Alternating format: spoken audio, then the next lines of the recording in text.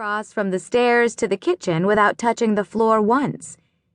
She usually went barefoot so she wouldn't dirty the books as she clambered over them. Downstairs on the first floor was her parents' bookstore, the Dreamcatcher Bookshop. Sophie loved the bookshop.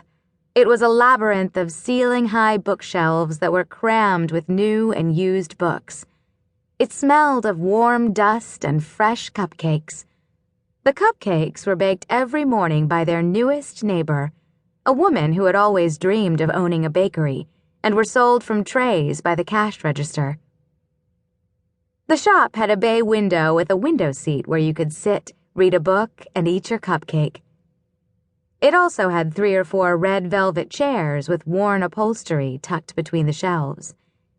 After closing, Sophie would intercept the unsold cupcakes on their way to the trash, and she and Monster would curl up on one of the red chairs.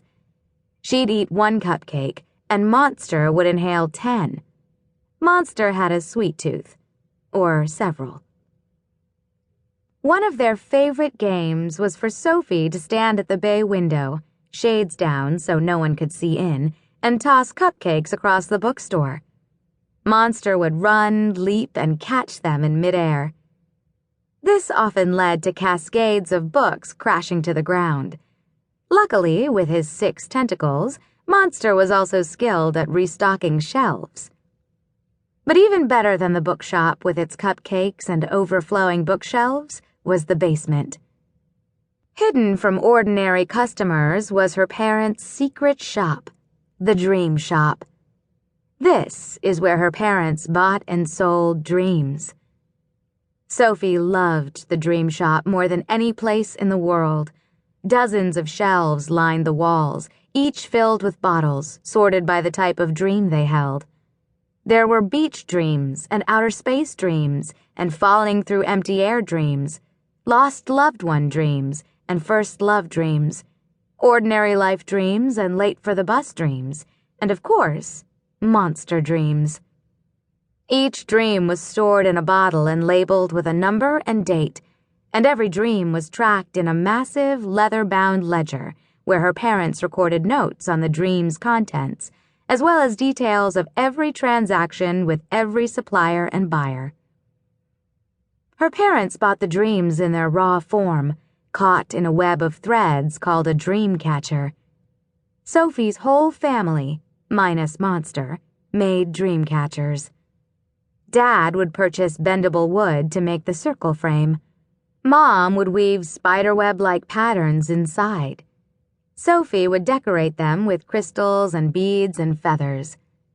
They then hung them in the windows of the bookstore, filling the entire bay window with sparkles. They'd become the bookstore's gimmick. Buy a book, get a dream catcher. Buy a cupcake, get a dream catcher. Want an extra? Fine, it's yours. But if it becomes worn, if the strings fray or sag, return it and take a new one. Often enough, these same dream catchers came back, either brought in by the customer or found by a supplier. Her parents then took the raw dreams and put them into the distiller, a complex contraption of intertwining glass tubes, valves, and levers that sat on a table at one end of the workroom. The distiller extracted dreams from dream catchers, transforming them into liquid, which would drip into bottles. Sophie had never used the distiller on her own, but she had watched her parents countless times and practiced, without an actual dream, when they weren't looking. She hoped that someday her parents would let her use it for real. She'd tried pleading, crying, begging, demanding, and simply asking, but they always said, "When you're older." They had been saying that for pretty much all of the nearly 12 years of Sophie's life.